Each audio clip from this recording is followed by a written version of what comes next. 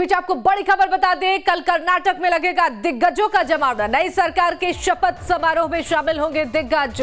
बिहार के CM Nitish Kumar, deputy CM Tejashwi Yadav भी इस कार्यक्रम में शामिल होंगे। झारखंड के सीएम हेमंत सोरेन को भी न्योता भेजा गया है। कई अन्य राज्यों के सीएम को भी कार्यक्रम में शिरकत करने के लिए न्योता भेजा गया है। कल कर्नाटक सीएम पद की शपथ लेंगे सिद्धारमैया।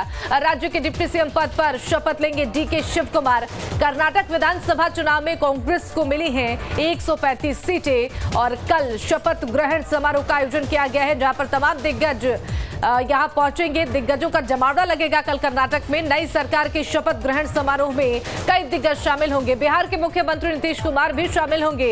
इसके अलावा डिप्टी सीएम तेजस्वी यादव भी इस कार्यक्रम में शामिल होंगे। झारखंड के मुख्यमंत्री हेमंत सोरेन को भी इस कार्यक्रम में शामिल होने के लिए न्योता भेजा गया है और अन्य राज्यों के भी सीएम इस कार्यक्रम में शिरकत करेंगे।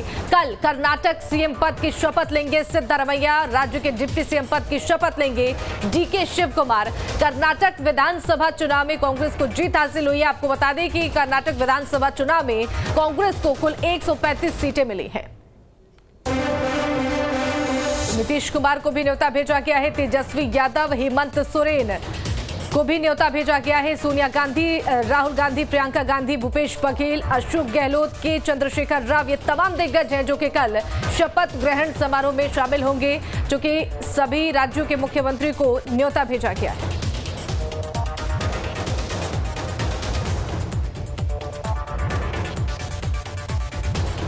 और चलिए इसी खबर पर ज्यादा जानकारी देंगे। हमारे साथ पटना से संवाददाता आदित्य जुड़ गए हैं और रांची से हमारे साथ संवाददाता कुमार चंदन जुड़े हुए हैं। सबसे पहले आदित्य का रुख कर लेते हैं। आदित्य, देखिए कल कर्नाटक में दिग्गजों का जमावड़ा लगने वाला है। जानकारी है कि बिहार के मुख्यमंत्री और उप मुख्यमंत्री भी कल शपथ ग्रहण समारोह में शामिल हो सकते हैं। फिलहाल क्या कुछ जानकारी?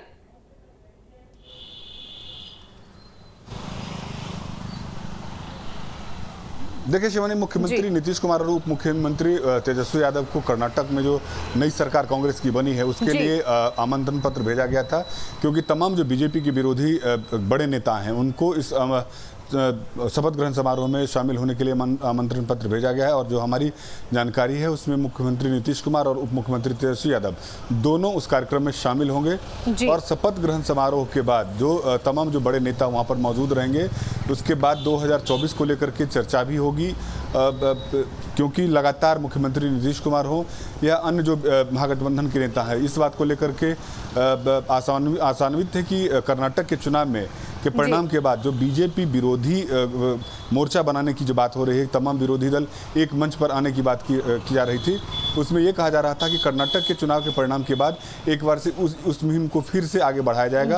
और उसका लीड मुख्यमंत्री नीतीश कुमार खुद कर रहे हैं। हाँ। उन्होंने भी कहा था कि कर्नाटक के चुनाव परिणाम के बाद एक बार फिर से सभी विपक्षी दलों के नेताओं के साथ बातचीत होगी और संभव है कि राजधानी पटना में भी तमाम जो विरोधी दल हैं उनके नेताओं को बुलाया जाएगा, ताकि 2024 के चुनाव को लेकर के आगे विपक्षी एकता किस तरीके से हो, विपक्षी दल की एकजुटता कैसी बनी रहे, इसको लेकर के नीतीश कुमार पहल भी कर रहे हैं।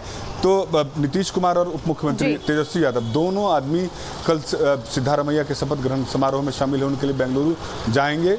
अभी तक जो जानकारी मिली है उसमें यही है कि तेजस्वी यादव और नीतीश कुमार एक साथ दोनों आदमी जाएंगे। शिवानी, बिल्कुल, यानी कि कुल मिलाकर कहा जा सकता है कि दिग्गज कल पहुंचेंगे यहां पर शपथ ग्रहण समारोह में। हमारे साथ कुमार चंदन भी लगातार बने हुए हैं। चंदन, देखिए कर्नाटक में कल जो शपथ ग्रहण समारोह होने वाला है, जानकारी है कि झारखंड के मुख्यमंत्री हेमंत सोरेन को भी न्योता भेजा गया है।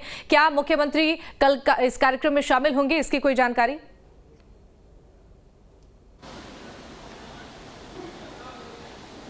बिल्कुल, मुख्यमंत्री हेमंत सोरेन भी उस कार्यक्रम में शिरकत करेंगे, शामिल होंगे और इसके लिए रांची से कर्नाटक के लिए रवाना होंगे। इसके साथ ही झारखंड कांग्रेस के प्रदेश अध्यक्ष हों या कांग्रेस विधायक दल के नेता आलमगीर आलम हो, उनके भी जाने की सूचना है। तो यहाँ से हेमंत सोरेन भी उस कार्यक्रम में शिरकत करेंगे और अभी वो दिल्ली में चाहे वो कांग्रेस के राष्ट्रीय अध्यक्ष हों, उनसे मुलाकात कर बधाई दी थी या फिर जयराम रमेश से भी मुलाकात किया था। तो विपक्षी एकजुटता की जो कोशिश है देश भर में, या जो कवायद है, कहीं ना कहीं उस मंच पे भी या उस मंच से भी एक संदेश देने की कोशिश होगी और इसीलिए तमाम विपक्षी दल के जो नेता हैं वहां पहुंचेंगे। मुख्यमंत्री हेमंत सोरेन की भी उस कार्यक्रम में उपस्थिति की तैयारी है, वो बिल्कुल जाएंगे वहां पे और उस मंच से भी एक विपक्षी एकजुटता की संदेश पूरे देश को देने की कोशिश होगी। बिल्कुल, जिस तरीके से लगातार 2024 को लेकर तैयारियां शुरू कर दी गई हैं। आदित्य हमारे साथ बने हुए हैं, एक बार फिर से आदित्य का रुख कर लेंगे। आदित्य, देखिए, नीतीश कुमार की यही कोशिश है कि सभी विपक्षी दल के जो नेता हैं एक साथ एक मंच पर आए, इसके लिए वो लगातार कोशिश भी कर रहे हैं। और अब देखिए, कल सभी दिग्गजों का यहाँ पर जमावड़ा लगेगा कर्नाटक में। अब मुख्यमंत्री की तरफ से अब आगे क्या कुछ रणनीति बनाई जाएगी, 2024 को लेकर किस तरीके से अब संदेश देने की कोशिश की जाएगी, एकजुटता का जो संदेश लगातार मुख्यमंत्री दे रहे हैं?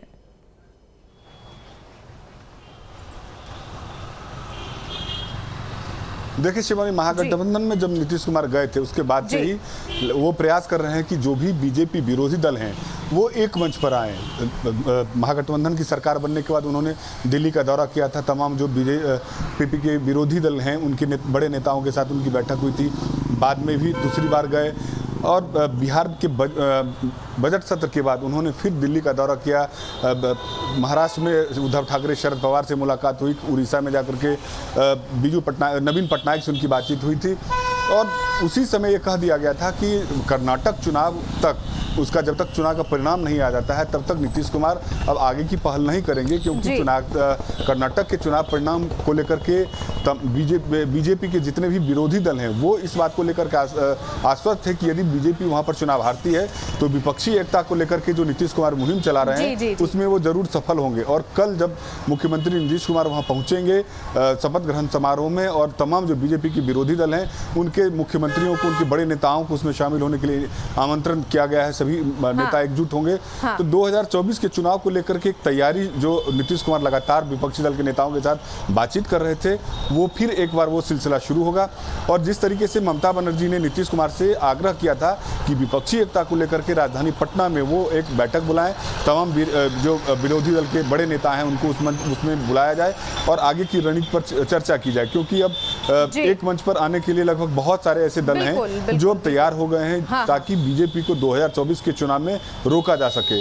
अब जो आगे की रणनीति यही है कि राजधानी पटना में नीतीश कुमार की अध्यक्षता में एक विरोधी दल के नेताओं की बैठक होगी, जिसमें तो तमाम जो बड़े बड़े राजनीतिक दल हैं उनके नेताओं को पटना बुलाया जाएगा और आगे की रणनीति पर चर्चा होगी। तो आज जब कल शपथ ग्रहण के बाद विपक्षी नेताओं के साथ मुख्यमंत्री नीतीश कुमार की मुलाकात होगी तो 2024 को लेकर के आगे कैसे तैयारी की जाए, कैसे एकता बनाया जाए, कैसे बीजेपी के खिलाफ एक कैंडिडेट के खिलाफ एक कैंडिडेट देने की जो बात नीतीश कुमार कर रहे हैं ताकि विपक्षी वोटों का बंटवारा नहीं हो सके, उन तमाम इश्यूज पर कल से चर्चा शुरू हो जाएगी। शिवानी, ठीक है, हमारे साथ चंदन भी लगातार बने हुए हैं। चंदन, देखिए, मुख्यमंत्री नीतीश कुमार झारखंड का भी दौरा कर चुके हैं और सीएम सोरेन का उनको समर्थन भी मिल चुका है, लेकिन राह इतनी आसान नजर नहीं आ रही है, क्योंकि सबको एक साथ लेकर एक मंच पर लाना ये कहीं ना कहीं एक बड़ा टास्क जरूर है सीएम नीतीश कुमार के लिए। कल दिग्गजों का जमावड़ा हो रहा है, कल सभी से एक बार फिर से मुलाकात होगी, एक मंच से संदेश देने की कोशिश की जाएगी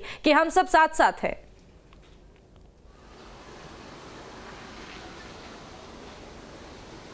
देखिए, बिल्कुल, जब नीतीश कुमार और हेमंत सोरेन की मुलाकात हो रही थी और जब मीडिया से मुखातिब हुए तो हेमंत सोरेन ने गार्जियन बताया नीतीश कुमार को, लेकिन सबसे बड़ा सवाल यही है कि जेडीयू हाल के दिनों में झारखंड में भी अपने जमीन को मजबूत करने की कोशिश में है, तो क्या जो विपक्षी एकजुटता बनेगी झारखंड में भी जेडीयू को जगह मिलेगा? जेडीयू की जरूर चाहत होगी कि जब एकता हो, विपक्षी साझा उम्मीदवार की बात हो तो जेडीयू भी उसमें शामिल हो, तो उसमें क्या जेडीयू को जगह मिल पाएगा? क्योंकि लगातार जेडीयू के नेता झारखंड में भी अपनी जमीन मजबूत करने की कोशिश कर रहे हैं और जब उस मंच पे हेमंत सोरेन विपक्षी एकजुटता की कवायद के दौरान मौजूद रहेंगे तो न सिर्फ देश के स्तर पे बल्कि झारखंड को लेकर भी जो जिस स्टेट के नेता हैं वो बड़े लीडर हैं, बड़ी भूमिका में है, उनकी कोशिश उस राज्य में अपने आप को सबसे ऊंचा रखने की होगी।